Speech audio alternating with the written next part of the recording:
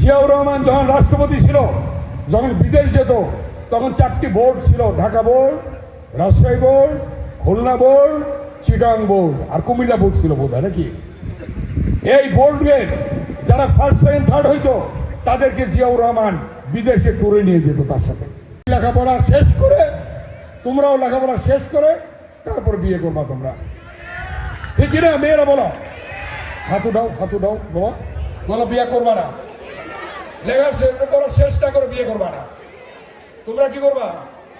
লেখাপড়া শেষ করতে হবে, তোমাদেরকে অনেক বড় হতে হবে, অনেক বড় ইঞ্জিনিয়ার, ডাক্তার, ব্যারিস্টার, বড় সচিব, বড় কর্মকর্তা, বড় রাজনীতিবিদ, তোমাদেরকে অনেক কিছু হইতে হবে। এবং তোমরা গ্রামে গ্রামে, পাড়া প্রতিবেশী, মহল্লায় মহল্লায় বলবা, আমার কথা বলবা যে উনি বলে গেছে আমাদেরকে বড় হইতে হবে। টাকার জন্য কোনো ছেলে মেয়ের যদি লেখাপড়ার সমস্যা হয়, এই টাকা পয়সার ব্যবস্থা ব্যারিস্টার এখন ইনকাম করে, ব্যারিস্টার সাহেব দিবে তোমাদেরকে। কি আমার কথা বুঝছো? টাকা পয়সার জন্য, কারো ভর্তির জন্য, বেতনের জন্য, বই কেনার জন্য যদি কোনো টাকা পয়সা লাগে সেটা ব্যবস্থা করা হবে, ঠিক আছে? আমার কাছে ওই দিন গিয়েছিল 2 জন, আমি নাম বলবো না, 2 জন না 3 জন, বললো যে আমরা পরীক্ষা দিতে পারতেছি না। আমি বললাম কেন? বলো ফলাফলটা একটু খারাপ হয়েছে, আপনি একটু বলে দেন। আমি বললাম আমি স্যারদের কাছে ওয়াদা করছি যে প্রি টেস্টে অ্যালাউ হবে না, পরীক্ষা দেওয়ার জন্য অ্যালাউ না, তার জন্যে আমার ছেলেও যদি হয় তার জন্য আমি বলবো না। আমি তাদেরকে বলে দিচ্ছি, কারণ এই স্যারদের কাছে আমি ওয়াদাবদ্ধ, প্রধান শিক্ষক সহ শিক্ষকদের কাছে ওয়াদাবদ্ধ হয়েছি, এবং আমাদের প্রিন্সিপাল সাহেব সহ অন্যান্য অধ্যাপক অধ্যাপিকার কাছে আমি ওয়াদাবদ্ধ হয়েছি, এবং সেই ওয়াদাবদ্ধ কিন্তু আপনাদের হইতে হবে। আপনারাও কেউ অনুরোধ করবেন না, কেউ অনুরোধ করবেন না কারোর জন্যে, কারণ ভালো মতো লেখাপড়া করতে হবে, শিখতে হবে।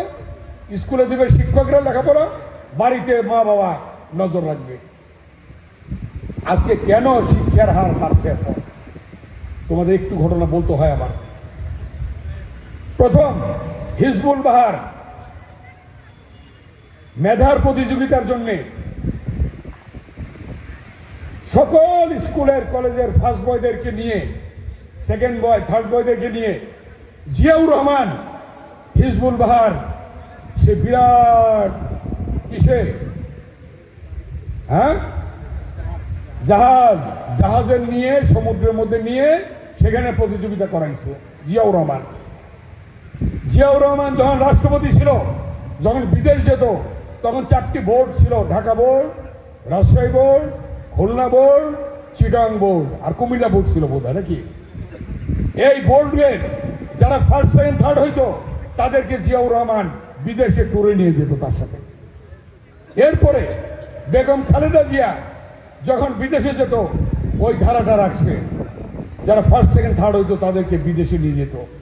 জাতিসংঘের ভাষণ দিতে গিয়ে আমেরিকাতে, লন্ডনে, বিভিন্ন দেশে যখন সরকার প্রধানরা যেত, খালেদা জিয়া সরকার প্রধান ছিল, 3 বার প্রধানমন্ত্রী ছিল, উনি নিয়ে যেতেন।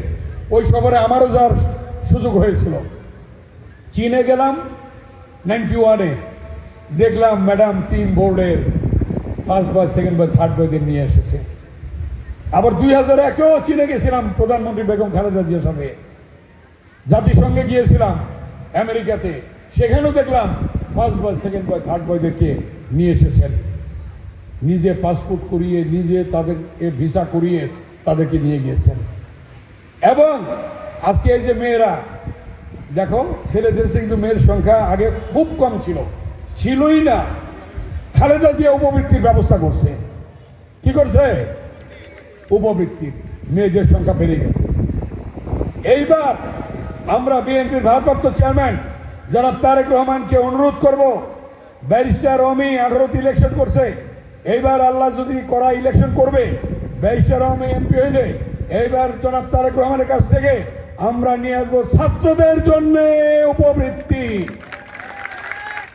শুধু ছাত্রীরা পাবে কেন, ছাত্ররাও পাবে। এটাও ব্যবস্থা আমরা করব, অলরেডি আমরা এই প্রস্তাব দিয়েছি।